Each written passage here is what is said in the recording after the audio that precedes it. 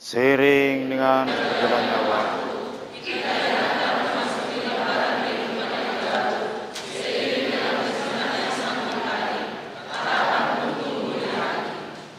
sekalipun esok banyak hal yang tak pasti, dia selalu ada menyertai untuk menapaki hari menghadapi hidup ini, juga menuntun umatnya untuk terus mengabdi. Mari dalam ibadah.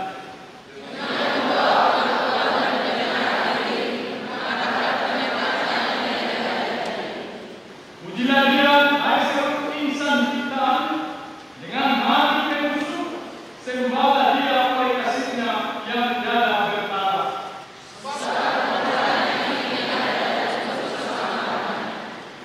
Marilah kita angkat Dia.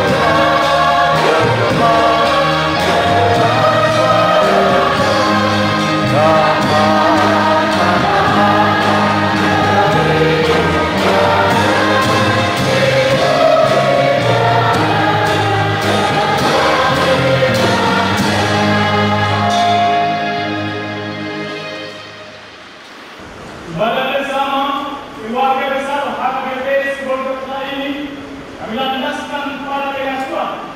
Pertolongan kita adalah dari Tuhan Allah, pencipta dan pemelihara alam semesta, yang berkarya dalam Yesus Kristus Sang Juru Selamat dunia, dan oleh pemeliharaan kuasa Roh Kudus bagi setiap orang percaya yang hidup di antara kecepatan waktu yang masih tersisa. Dialah sumber kehidupan.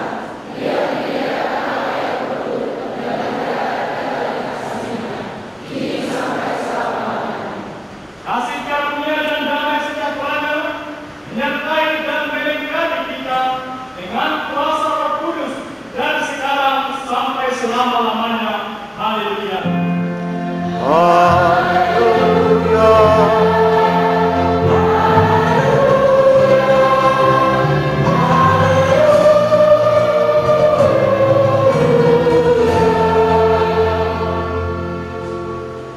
Marilah kita berdoa.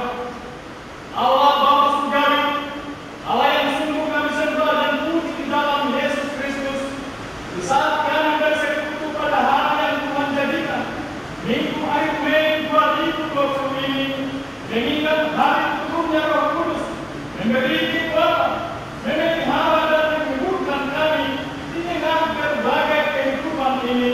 Maka biarlah kuasa Roh yang Maha Kudus membentuk kami dalam perubahan nyata, membaharui hati, pikiran dan perbuatan kami sebagai pengikut Kristus sejati, sebab kami sungguh percaya hanya Engkau ya Tuhan yang sanggup melakukan segala hal terbaik bagi setiap kami.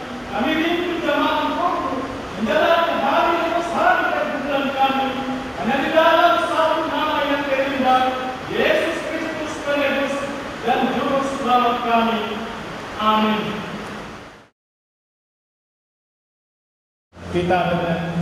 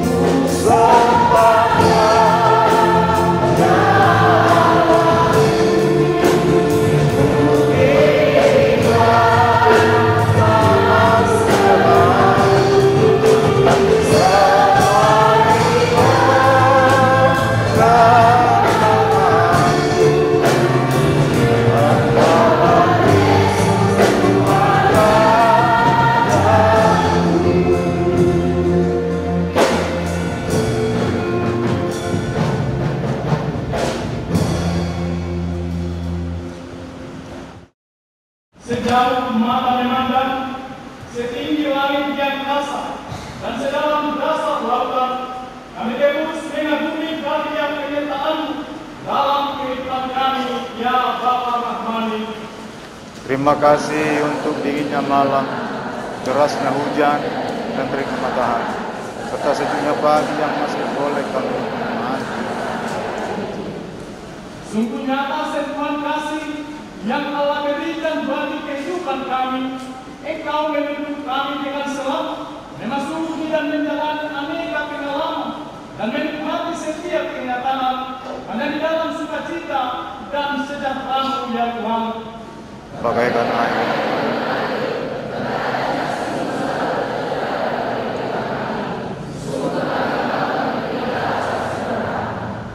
Kami teringat perjalanan hidup kami yang tidak lepas dari kesulitan, tantangan dan beban derita. Namun ketika kami bisa berdiri dengan kokoh saat ini, bukan karena kekuatan kami sendiri. Engkaulah Saat kami jatuh dan terseok dalam perjalanan iman kami, Engkaulah Allah yang senantiasa menopang dan membangkitkan semangat. kami bersyukur atas apa yang telah Engkau lakukan bagi kami segenap umat kurnia-Mu. Di tengah gereja dan dengan persekutuan kami, segala puji, hormat dan syukur hanya bagi-Mu Tuhan. Amin. Kita dengar.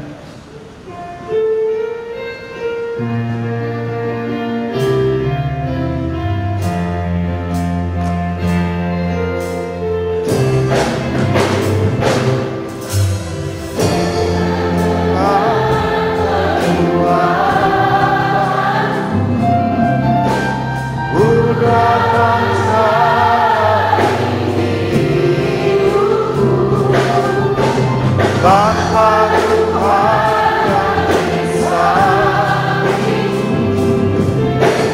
bukan aku sendiri.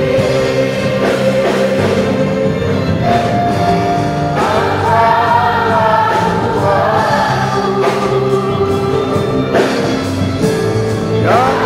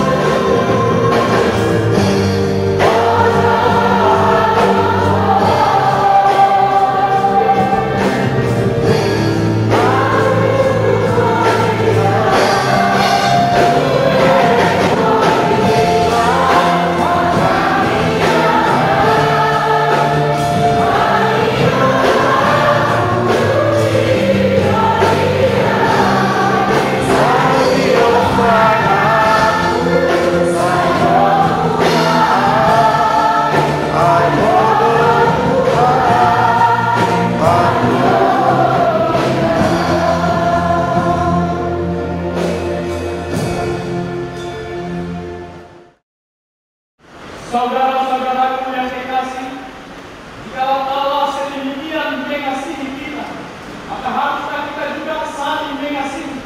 Tidak ada seorang pun yang pernah melihat Allah. Jika kita saling mengasihi, Allah tetap di dalam kita, dan kasih-Nya sempurna di dalam kita. Ya Tuhan, sungguh kami menyesal dan malu karena ketidakmampuan kami menghargai kasih setia-Mu. Saat kami menoleh ke belakang, di waktu-waktu yang telah kami lewati, kami melihat cerminan kehidupan ini. Kami mengaku di hadapan, tetapi sering kami menjadi sombong dalam menjalani hari-hari anugerah-Mu. Kami sering mengandalkan kekuatan kami dan kehebatan kami sendiri, serta menggunakan Tuhan sang sumber segala berkat sering lupa bersyukur kepada-Mu. Ya Tuhan, Sang Pembawa sejati, ampunilah kami, karena kami belum tugas panggilan-Mu dengan baik. Ini kami ingin menjadi tegak di tengah keresahan kehidupan. Kenapa bersama derap irama kasih-Mu, agar dengan mata yang terarah kepada-Mu, kami mendapati pelorong-pelorong waktu dan aneka peristiwa yang terbentang di masa yang akan datang. Ampuni kami ya Tuhan atas segala dosa dan kelemahan. Hanya kepada-Mu kami bersandar dan mohon tuntunan dalam menekuni hari-hari hidup kami ke depan.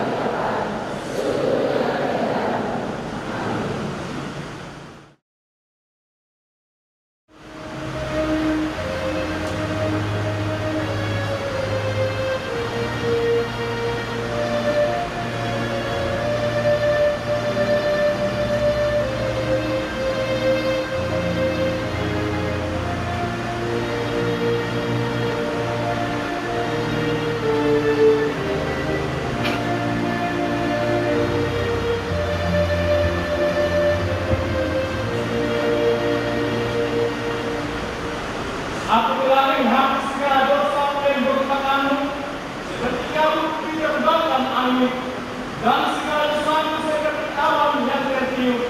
Kembalilah kepadaku, sebab aku telah menebus Engkau. Syukur bagi-Mu Bapa, Bapa penuh kemuliaan di tempat yang maha tinggi. Kita bernyanyi.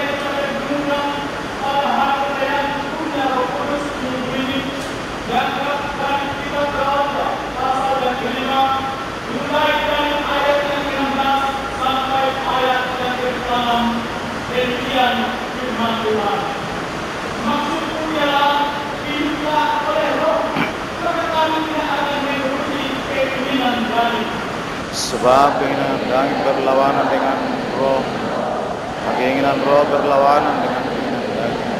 Karena keduanya bertentangan.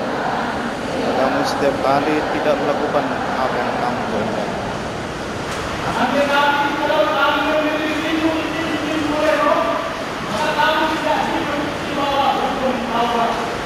Perbuatan daging telah datang untuk percabulan, cemaran, hal nafsu.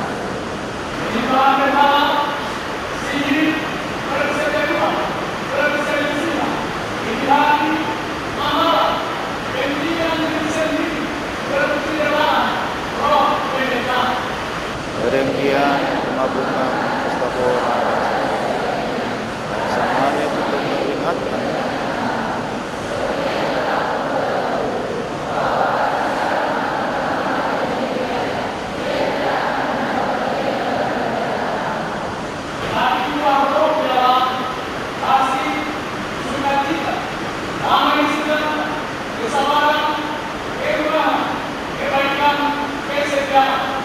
Lemah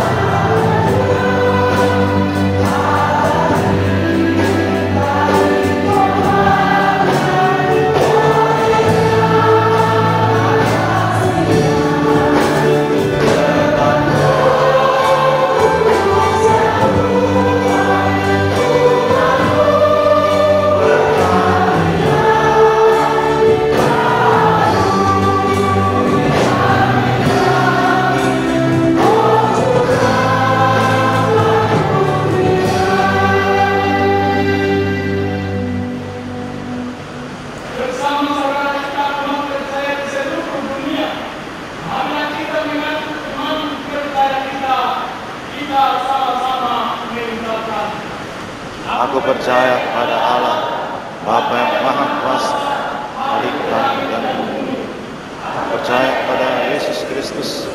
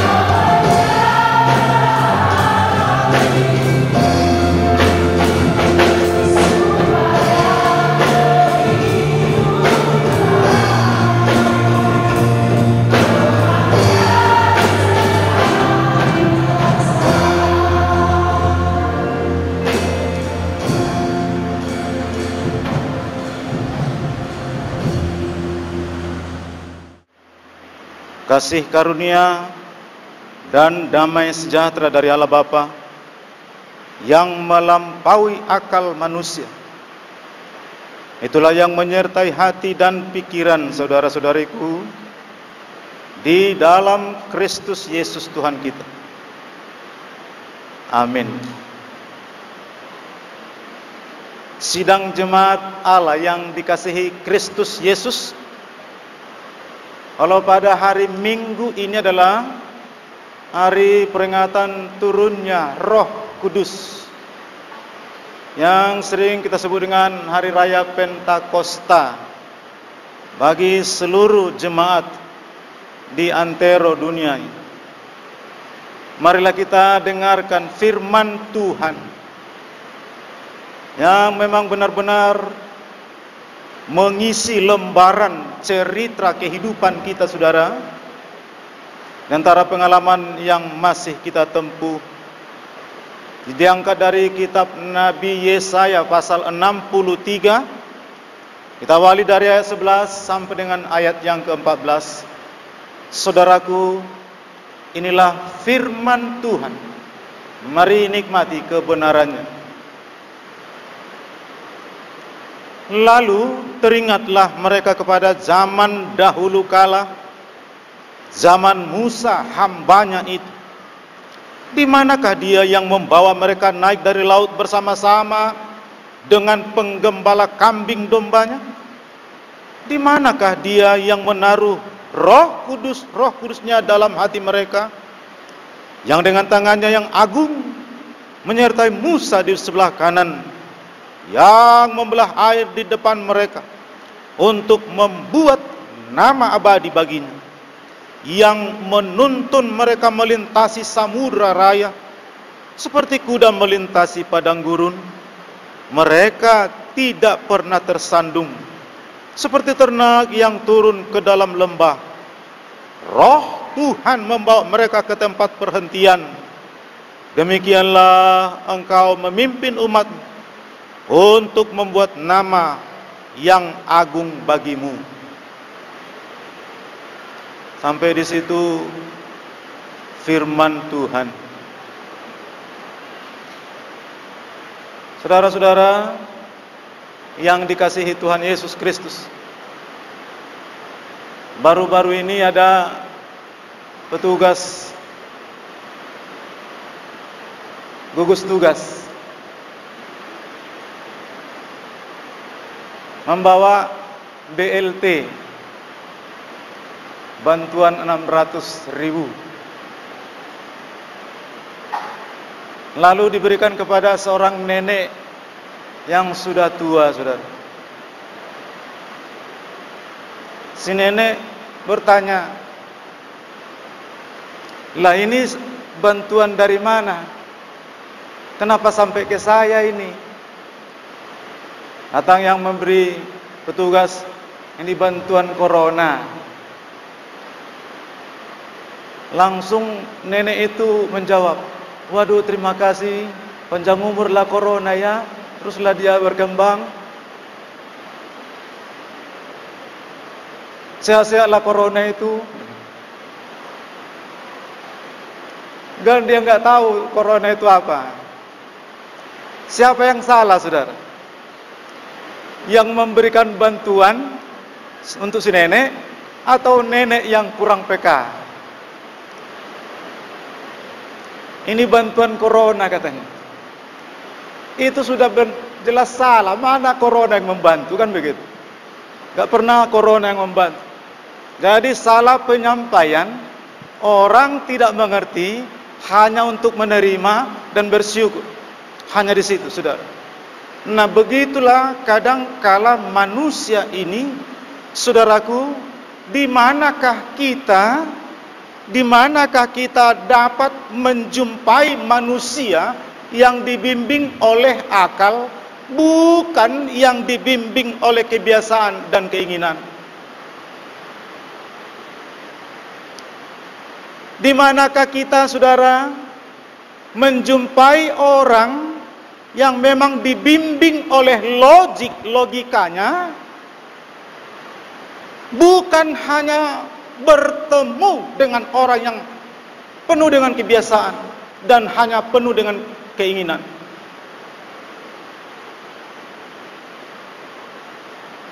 Ternyata saudara, kebanyakan kita jumpai orang hanya hidup dalam kebiasaan, hidup dalam keinginan. Sulit kita jumpai orang-orang yang memang dibimbing oleh logika, cara berpikir yang tepat, saudara. Itu sebabnya kehidupan Kristiani pun, saudaraku, terlalu sering kita lihat hanya yang biasa-biasa saja. Orang Batak bilang hasomalan, nasomal somalima. Sering kita ketemu dengan orang yang sulit, jadi orang litbang, saudara, sulit berkembang. Kenapa? Karena memang dia sudah terpaku dengan hal-hal yang seharian, rutinitas yang membosankan. Lalu ada juga kita lihat orang hanya mengharapkan, membuka dan berpacu atau hanya dituntun oleh keinginan semata. Yang penting keinginannya terpenuhi, aman. Yang penting akseleranya sudah cukup enak, indah. Saudara, itulah persoalan-persoalan yang sering kita ketemu di dalam sosial kita. Sama dengan umat Israel, saudara. Kita mau lihat dalam pesakitan Babel, mengapa Tuhan menjadi marah? Mengapa Tuhan menjadi murka? Karena saudaraku, Tuhan didukakan, roh Tuhan didukakan, terluka. Karena apa? Ini umat enggak tahu berterima kasih. Bangsa pilihan, bangsa kesayangan, bangsa yang ditampi, bangsa yang dibanggakan. Sebenarnya inilah bangsa yang memang tidak tahu bersyukur. Mulai dari zaman dahulu, zaman Musa. Begitu banyak saudaraku, tanda-tanda mujizat yang begitu dahsyat yang Tuhan turunkan untuk bangsa ini, sehingga mereka boleh selamat dari kungkungan tanah kematian Mesir. Bagaimana Tuhan memimpin mereka hari lepas hari, berjalan saudaraku dengan tiang api kalau malam dan tiang awan kalau siang. Artinya apa? Tiang api biar mereka memiliki cahaya perjalanan, tiang api jangan kena terik terus. Nah itu saja. Mereka saudaraku menerima manna dan burung puyuh. Dari mana itu? Mereka juga melintasi samudra raya. Laut Teberau saudaraku dibelah lintas. Saudara, dari mana itu? Bagaimana Tuhan mengangkat mereka dari keterpurukan? Namun saudaraku, apa yang terjadi? Di saat mereka nikmat, enak, indah, sejahtera, lupa tentang Tuhan. Lupa. Mengapa lupa? Karena memang mereka tidak percaya. Enggak percaya kalau Tuhan itu luar biasa dahsyat. Mereka hanya percaya oleh pemberiannya saja. Apa yang Tuhan beri, apa yang Tuhan anugerahkan, karunia-karunia-Nya, perbuatan yang ajaib, itu saja yang mereka nikmati. Tanpa mengerti siapa sebenarnya ini. Maka setiap orang waktu itu saudaraku dituntut untuk memang bagaimana kita orang bisa mengerti, mengenal secara nyata, bahkan mengalami Tuhan dalam kehidupan ini.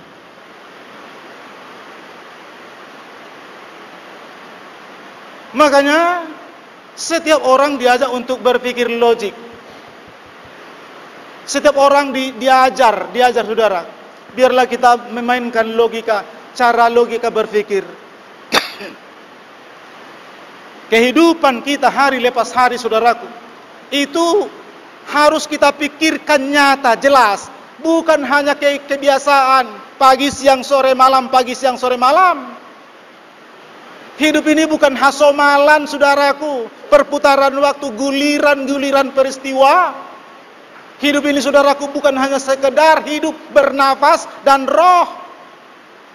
Hidup ini, saudaraku, bukan hanya sekedar beraktivitas sosial, tetapi hidup ini, saudara, nikmati dan alami, sebab Tuhan setiap saat menyertai kita. Disitulah indahnya.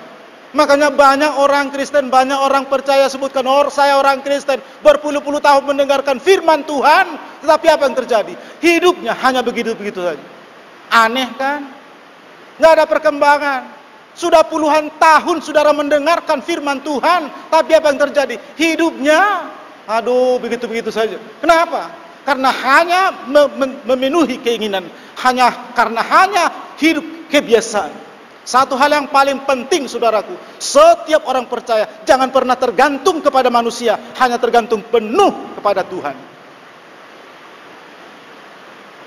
Jangan jadi peminta-minta, karena peminta-minta itu pengemis. Jangan pernah selalu mengharapkan orang, harapkan Tuhan dalam segala hal, sebab Dia sanggup melakukan segala perkara dalam setiap kehidupan manusia, saudaraku. Di sini kita nggak pernah merasakan berkatnya kita terima. Puji Tuhan, hanya puji Tuhan berkatnya. Tapi Dia yang memberi, kita tidak pernah mengenal siapakah sebenarnya Tuhan yang dahsyat ini. Aneh kita, saudara. Siapakah sebenarnya? Apakah saya pernah mengalami Tuhan dalam hidup saya? Apakah saya pernah mengalamimu ya Tuhan dalam setiap langkah saya, dalam pengalaman saya, bagaimana saya mengalami Tuhan. Jadi kita enak, terima berkatnya terima kasih, terima berkatnya syukur, tapi apa sebenarnya? Apakah kita sudah mengenal Dia, saudaraku, dalam lingkup kehidupan kita secara holistik, secara menyeluruh? Jadi dari akal pun, gak usah dari pikiran, gak usah dari partondion, gak usah dari, saudaraku, kerohanian, tapi dari logik berpikir manusia pun. Kenapa saya hidup sampai sekarang? Kenapa saya sehat? Kenapa saya bisa makan? Kenapa saya dapat waktu? Kenapa saya masih bisa bekerja? Logik aja berpikir, siapa yang memberi? Tuhan. Untuk itu, saudara, akal, logik berpikir kita dan belajar sama itu seperti tubuh dan jiwa. Antara akal dan pelajaran, antara pikiran dan belajar, itu sama dengan tubuh dan jiwa. Tanpa tubuh, maka jiwa adalah udara yang hampa. Tetapi tanpa jiwa, saudaraku, tubuh adalah hanya kerangka yang tinggal keropos.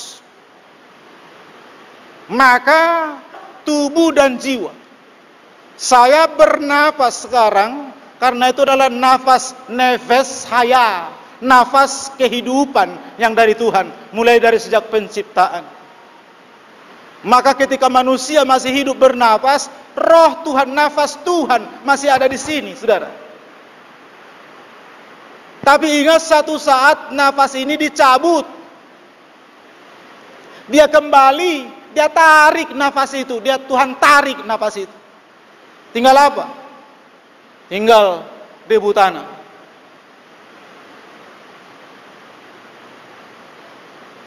Gak ada guna, saudara. Jadi kalau kita hidup sekarang, masih bernapas, masih melakukan aktivitas, itu karena nafas Tuhan yang dititipkan kepada tubuh kita ini. Baru kita masih bisa melakukan segala aktivitas. Ketika nafas ini dicabut, saudaraku, apa yang terjadi? Kita kembali ke debu tanah. Itu orang lain bilang apa? Inna lillahi wa inna ilaihi raji'un. Maka roh kita selagi masih di sini, saudaraku, ya nyatakanlah, serahkanlah, berikan hanya kepada Tuhan. Jangan hanya persoalan kedagingan ini, hanya keinginan-keinginan daging ini, hanya ya sudah kita baca tadi dalam Galatia toh, dalam epistel tadi sudah kita baca apa itu perbuatan-perbuatan daging, percabulan, iri hati, dengki segala macam, itu yang selalu masih terus menyeruak dalam kehidupan kita. Padahal kita disebutkan sebagai orang Kristen.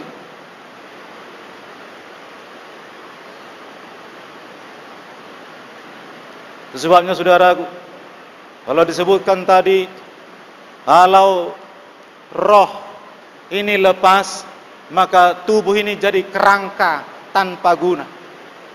Namun kalau tubuh tidak ada, memang roh kita itu jadi udara hampa. Persoalannya saudaraku adalah bagaimana kita merasakan Tuhan masih mencampuri segala urusan kehidupan kita. Tuhan telah menciptakan sayap bagi rohmu agar kamu dapat terbang ke langit pengasihannya.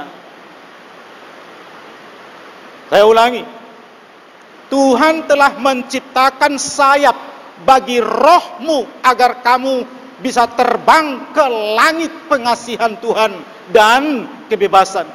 Makanya kita memiliki kebebasan sebenarnya, karena Tuhan memberikan sayap kepada roh kita. Tapi sayangnya saudara, jika sayap itu kita tanggalkan, maka roh kita pasti jadi merangkak seperti kutu di tanah. Merangkak. Jadi kalau kita memang benar-benar mengerti, kita punya sayap sekarang untuk terbang ke langit pengasihan Tuhan. Jangan tanggalkan sayapmu. Sebab kalau tanggalkan sayap itu, roh kita menjadi apa? Terkapar, merangkak saudara, seperti kutu-kutu kecil liar di tanah. Apa artinya saudara? Kalaulah memang kita benar-benar menikmati karya Tuhan dalam setiap penggalan waktu, saudara kekasih, lihat. Jadi jangan hanya mendengar, jangan hanya mendengar doang, tapi nikmati, alami Tuhan, alami dalam setiap persoalan. Itu sebabnya kalau tadi Yesaya mengatakan, hai engkau Israel, dalam doa permohonan ini saudaraku, dalam Yesaya 63 ini, engkau Israel hanya penikmat saja, hanya penerima. Ketika kamu diberikan kesempatan, keinginanmu terpenuhi, kebutuhanmu dapat, hanya terima kasih Tuhan. Padahal kita tidak tahu bagaimana memuji Tuhan dengan baik, saudara. Sehingga apa yang terjadi? Roh Tuhan didukakan karena terjadi pemberontakan. Mengapa mereka memberontak kepada Tuhan? Karena memang mereka tidak mengenal Tuhan sama sekali. Hanya dengan pujian-pujian sementara, hanya dengan pujian lahiriah, hanya seremoni-seremoni tertentu, namun mereka sungguh belum mengalami Tuhan dalam setiap penggalan sejarah mereka, saudaraku. Untuk itu, mari kita lihat dalam minggu pagi ini, kalau roh Tuhan itu turun atas kita, jangan pernah kita lagi tinggal dalam kebiasaan-kebiasaan lama. Jangan hanya tinggal dengan keinginan-keinginan. Menerima pemberian Tuhan. Padahal Tuhan sebenarnya belum kita kenal dan belum kita alami dalam hidup ini. Untuk itu saudaraku, kalau kita memang benar-benar menikmati cakrawala pengasihan Tuhan dalam kehidupan ini, yang paling penting adalah tunjukkan identitas iman percayamu apapun yang sedang kita hadapi. Itu yang kedua yang mau saya sampaikan. Karena apa? Kalau orang yang sudah memiliki kuasa Roh Kudus, saudara, yang penting bagi dia bukan apa yang disebutkan dengan hasil, bukan hasil yang paling penting, tetapi bagaimana ia tekun setia di setiap pekerjaan, di setiap usahanya. Itu yang paling penting, bukan hasil. Kalau orang sudah mulai mengenal kuasa Roh Kudus, Bukan persoalan hasilnya yang perlu. Oh, berapa ini? Berapa dapat saya? Berapa di sini? Apalagi kita, saudaraku, waduh. Di Sibolga ini kumaruk uang di sini. Asal sedikit uang, asal sedikit stabil, asal sedikit komisi, asal sedikit apa yang saya peroleh, apa yang sedikit apa yang saya dapat. Begitu manusia di Sibolga ini. Itu sebabnya kadang kala saya geleng kepala melihat orang kita, warga di sini, dikasih uang 100-200 ribu, hilang harga diri, hilang identitas. Mengerikan, saudara. Mendukakan Roh Kudus. Itu yang mendukakan Roh Kudus. Kita hilangkan harga diri, kita hilangkan cara berpikir yang benar, kita hilangkan identitas, kita hilangkan suara yang baik, yang benar, hanya dengan uang sepeser. Disinilah persoalan kita sering terjadi, saudara. Kumaru. Itu yang mendukakan Roh Kudus. Salah satu yang mendukakan Roh Kudus, ketika orang tidak tahu lagi mana yang benar, mana yang adil, mana yang lurus. Nah, di situ Tuhan didukakan. Maka dalam ketuangan Roh Kudus hari ini, saudara, bukan persoalan hasil, saya menang atau kalah, saya dapat atau tidak, saya peroleh atau belum. Itu bukan itu persoalan, bukan hasil yang perlu, tapi bagaimana kita, saudaraku, tekun dalam setiap pergumulan kerja, dalam setiap pertarungan kita di dalam Tuhan. Apakah kita tekun terhadap apa yang sedang kita pergumulkan? Itu yang menghormati, memuji kuasa Roh Kudus Tuhan. Saudara-saudaraku yang dikasihi Yesus Kristus, lihatlah dengan tangannya yang agung, dia menuntun. Kemanakah dia yang menuntun umat ini? Kemanakah dia yang telah membawa umat ini? Kemanakah Roh Tuhan yang membawa ke tempat perhentian ini? Kemana? Semua diingat-ingat, saudaraku. Untuk apa hanya mengingat-ingat, sementara kita tidak mampu untuk menikmati, bahkan mengenal Tuhan, sumber segala berkat dalam kehidupan kita. Jadi enggak jauh beda, saudara. Enggak jauh beda dengan kita. Umat yang sampai sekarang, saya masih miris melihat orang-orang. Di manakah dia yang menaruh Roh Kudus? Di manakah dia yang telah menaruh Roh Kudus dalam hatiku? Di manakah dia yang membawa lambang Roh Kudus dalam hidup orang percaya, saudara? Mengapa dalam konsep Alkitab Roh Kudus itu dilambangkan dengan dua hal, saudara? Pertama, lidah api, yang kedua, gambar burung merpati. Mengapa dalam Alkitab itu disebutkan lambang Roh Kudus pada hari Pentakosta? Maka turunlah lidah api dari surga dengan ketuangan Roh Kudus, mentahirkan semua murid-murid Yesus waktu itu. Apa itu lidah api? Orang sebutkan lidah api adalah semangat, mendorong, memberi tenaga, menghangatkan, dan memiliki kekuatan, saudara. Itu maksudnya lidah api. Jadi kalau Roh Kudus itu dilambangkan sebagai lidah api, mengapa orang, saudaraku, jadi lemah? Mengapa kita gak sulit, saudaraku, untuk berubah? Padahal Roh Tuhan menerobos seperti api dan menghangatkan setiap jiwa untuk memang berpacu dalam kehidupan ini. Saya yakin dan percaya, orang yang sudah diisi kuasa Roh Kudus, saudaraku, pasti mampu menghadapi berbagai tantangan ke depan, walau memang kita penuh dengan keterbatasan. Itu yang pertama. Lalu yang kedua disebutkan kenapa dilambangkan seperti Roh Kudus. Merpati, saudara. Saudara tahu merpati itu adalah lambang kesetiaan. Merpati itu tidak boleh hidup hanya satu, dia harus sepasang. jantan dan betina. Itu merpati, saudara. Kesetiaannya luar biasa. Makanya sampai sekarang banyak orang pakai merpati, burung merpati ini mengirim sabu. Kalau saudara lihat di kota-kota besar, burung merpati dibuat untuk mengirim sabu 4-5 km, dibikinlah di sana betinanya, dari sini jantannya. Diisi di ujung ekornya sabut pakai bambu kecil, itu sampai nanti langsung. Itulah saking orang memanfaatkan kesetiaan merpati untuk transaksi barang haram. Itu yang biasa sekarang itu. Dimanfaatkan kesetiaan merpati.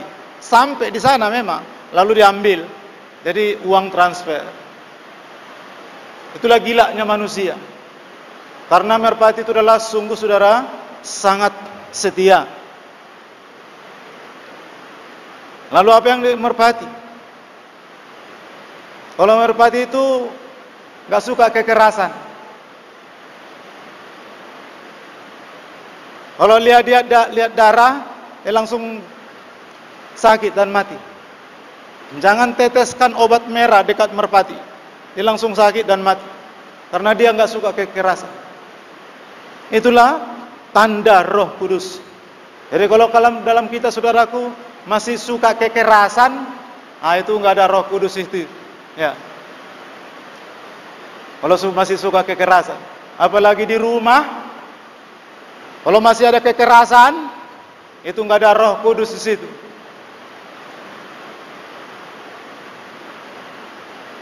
Lalu yang ketiga, saudaraku, apa? Lambang merpati. Simbol merpati itu apa, saudaraku? Merpati itu tidak punya empedu. Makanya nggak ada hidupnya, dalam hidupnya nggak ada kepahitan. Kalau kita besar empedu kita kan, makanya kita ini banyak yang pahit hidupnya kan gitu ya, karena ada empedunya. Merpati tidak punya empedu, maka hidupnya tidak punya kepahitan. Di situ, saudara. Jadi kuasa Roh Kudus itu tidak ada kepahitan hidup, tapi keceriaan dan sukacita, saudaraku. Itu yang dilambangkan oleh kuasa Roh Kudus bagi setiap orang percaya. Satu hal yang paling penting, saudaraku, adalah perhatikan. Orang yang sudah mengerti, mengenal kuasa Roh Kudus, orang yang sudah menikmati, mengalami Tuhan dalam kehidupan ini. Coba periksa, saudara, kalau kita hendak memahami seseorang, kalau laki ingin memahami seorang wanita, saya ulang, kalau seorang laki, pria, ingin memahami seorang wanita, perhatikanlah mulutnya selagi tersenyum. Itu pria, ya. Nah, kalau wanita ingin memahami pria, memahami laki-laki, saudaraku, perhatikan warna putih matanya ketika dia marah. Itu, ya. Jadi kalau biar kita bisa saling memahami. Kalau masih ada putih di sini ketika laki atau pria marah, itu belum masalah. Perhatikan masih putih enggak? Ada putih enggak di matanya kalau lagi marah? Perhatikanlah wanita, senyumnya, saudara. Selagi tersenyum, perhatikan mulutnya. Banyak sekali mulut perempuan senyumnya senyum sinis. Senyum, ya entah apa, senyum apa. Banyak sekali. Perhatikanlah senyumnya. Bisa kamu memahami dia. Kalau waktu dia senyum, mulutnya perhatikan, bukan matanya. Kalau laki, matanya. Itu yang disebutkan oleh kuasa Roh Kudus tadi, saudara, sehingga kita memang semakin menikmati dahsyat kemuliaan Tuhan dalam setiap kehidupan kita. Marilah kita berdoa. Terima kasih Tuhan, kalau firman-Mu telah kami dengarkan pada pagi ini, benar-benar kami nikmati. Ajar kami bukan hanya penerima, bukan hanya merasakan perbuatan Tapi ajar kami Tuhan untuk mengalami Engkau dalam kehidupan kami, sehingga kami tidak akan pernah takut, tidak akan pernah goyah, dan tidak akan pernah ragu dalam setiap apapun yang kami alami. Maka biarlah firman-Mu kami bawa pulang dalam sukacita dan sejahtera-Mu ya Bapa. Sebab saat ini kami benar-benar diajak untuk terus-menerus, bukan hanya sekedar menerima kasih-Mu, tapi kami dimampukan Tuhan untuk mengenal Engkau jauh dan jauh lebih dalam lagi, sehingga kami memang benar-benar jadi anak-anak terang kasih-Mu dimanapun kami berada. Terima kasih Bapa, syukur bagi-Mu Tuhan. Hantar kami sepanjang hari ini memasuki lembaran cerita kehidupan kami, dan ingatkan kami, oh Yesus Kristus Tuhan kami, menjadi anak-anak yang terus setia, menjadi orang-orang yang dimampukan sebagai saluran berkat, yang menikmati terang Roh-Mu yang kudus. Tuhan pimpin kami, agar kami tidak mendukakan Roh-Mu dalam setiap langkah kami. Terima kasih Tuhan, terima kasih. Terpuji nama-Mu kekal untuk selama-lamanya, di dalam Kristus Yesus, Juru Selamat kami yang hidup. Amin. Mari kita sambut firman Tuhan. Kita bernyanyi dari nomor 240 Kidung Jemaat, sambil kita berikan persembahan.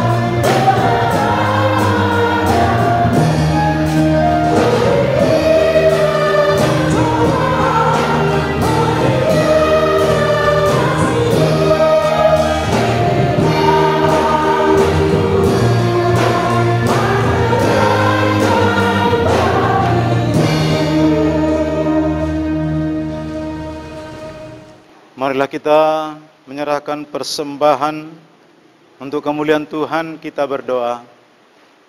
Ya Allah Bapa di surga, kami mengaku bahwa Tuhan adalah sumber segala karunia yang melimpah dalam kehidupan kami masing-masing.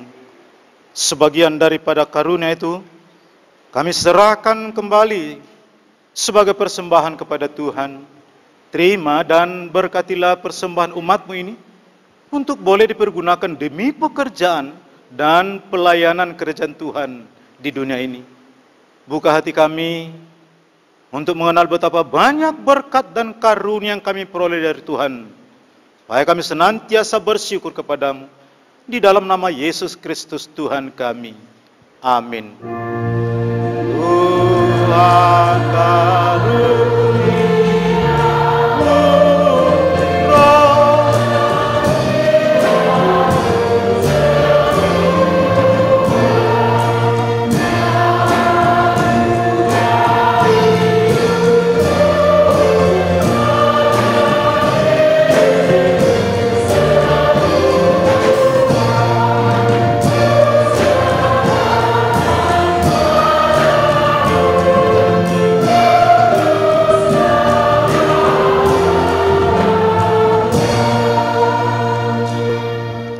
Ya Tuhan Allah Bapa kami, tidak ternilai besarnya anugerah-Mu kepada kami. Karena Roh Kudus Engkau menganugerahkan kepada kami yang hina ini. Pemberian-Mu melebihi dunia dengan segala isinya. Kami bersyukur dan memuji nama-Mu. Anak kebesaran dan kemuliaan yang Engkau nyatakan kepada kami. Curahkanlah Roh Kudus kepada jemaat-Mu, orang-orang percaya yang setia dan taat kepada Yesus Kristus Tuhan kami, agar kami diajar, dipimpin, diterangi dan dikuduskan, serta dikuatkan untuk menghayati firman-Mu. Ya Roh Kudus, persatukanlah jemaat yang Kau pilih, agar saling menerima dan saling mengasihi, selaku anggota tubuh Kristus yang kudus. Terangi hati kami, untuk mengenal segala dosa dan kesalahan kami, agar kami setiap hari disucikan dan dibaharui, serta layak bersekutu dengan jemaat-Mu yang kudus dan am. Tolonglah kami agar tetap menyadari bahwa kami telah diperdamaikan dengan Allah yang penuh keyakinan dan dapat berseru, Bapa kami di dalam Tuhan Yesus Kristus. Limpahkanlah rupa-rupa karunia kepada jemaat-Mu, agar semakin bertambah banyak pemberita Injil, pengajar, dan yang rela mengasihi sesama manusia. Terangi dan berkati persekutuan orang Kristen di dalam gereja, di sekolah, di instansi, di rumah masing-masing, agar mereka sadar akan persekutuan di surga kelak. Bangunkanlah orang yang tertidur dan beri kekuatan kepada orang yang lemah. Sadarkan orang fasik dan tegar hati, supaya mereka bertobat, meninggalkan kejahatan mereka. Berilah hikmat kepada orang-orang yang rendah hati, dan hiburkan orang yang sengsara dan menderita, agar mereka tidak dicemoohkan dunia ini. Lindungi dan tinggallah bersama orang yang teraniaya karena iman kepada Kristus, agar mereka tidak khawatir akan bagaimana dan apa yang harus mereka katakan. Bimbinglah pemerintah, penguasa, dan raja, agar mereka bertindak adil dan takut akan hari penghakiman-Mu kelak. Kuatkan kami, agar kami selalu yakin bahwa segala dosa kami telah diampuni, dan kami akan Engkau hantar kepada hidup yang kekal. Teguhkanlah pengharapan yang hidup dalam hati kami, agar kami yakin dan percaya, walaupun sudah kulit tubuh ini sangat rusak, tanpa daging pun kami akan melihat Allah yang membangkitkan kami kembali dalam Kristus Yesus. Bapa kami yang di surga, dikuduskanlah nama-Mu, datanglah kerajaan-Mu, jadilah kehendak-Mu di bumi seperti di surga. Berikanlah kami pada hari ini makanan kami yang secukupnya, dan ampunilah kami akan kesalahan kami, seperti kami juga telah mengampuni orang yang bersalah kepada kami. Dan janganlah membawa kami ke dalam pencobaan, tetapi lepaskanlah kami daripada yang jahat.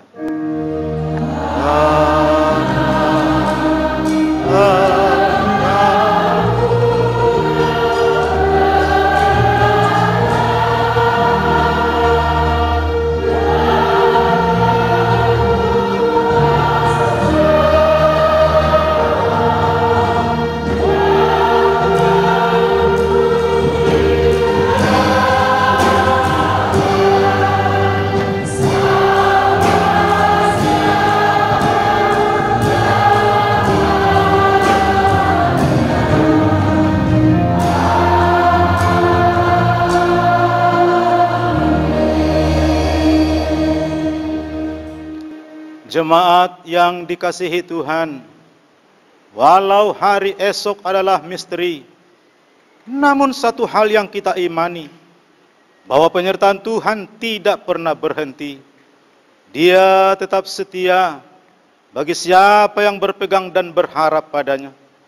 Dengan janji penyertaan Roh-Nya, jalanilah kehidupan yang penuh sukacita ini, dengan bersandar hanya kepada Tuhan, semakin berkarya untuk memberikan yang terbaik bagi Tuhan dan sesama. Saudaraku, pulanglah dengan sejahtera dan terimalah berkat Tuhan. Tuhan memberkati engkau dan melindungi engkau. Tuhan menyinari engkau dengan wajah-Nya dan memberi engkau kasih karunia. Tuhan menghadapkan wajah-Nya kepadamu dan memberi engkau damai sejahtera.